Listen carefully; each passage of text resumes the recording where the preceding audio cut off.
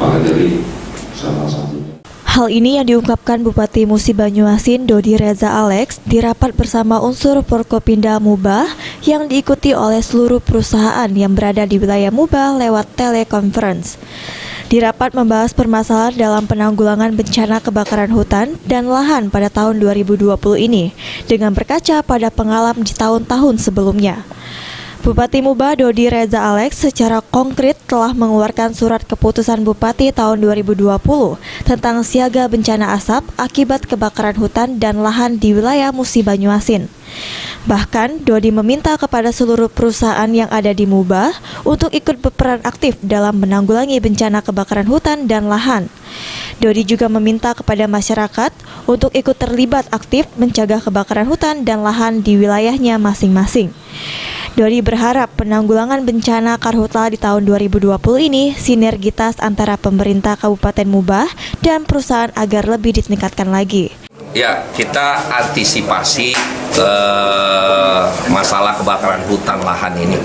Karena walaupun ini masih musim hujan, Sekayu tiap hari masih hujan sore.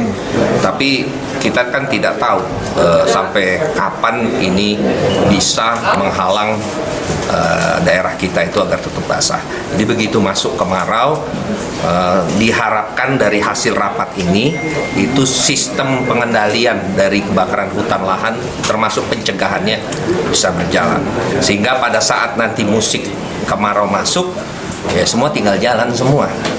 Di sini saya dengan unsur Forkopimda dan seluruh stakeholder terkait, baik itu dari pihak perusahaan dan juga tentu dari kehutanan, dari Manggala Agni, dari BMKG, semuanya berkolaborasi untuk kita meminimalisir dari kebakaran hutan lahan di Mubah pada tahun ini.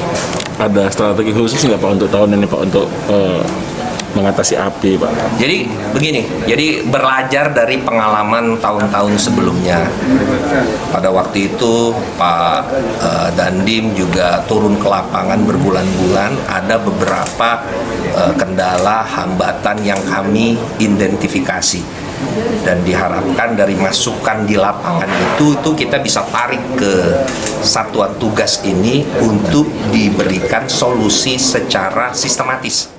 Ruzi Iskandar, PAL TV. Itu perusahaan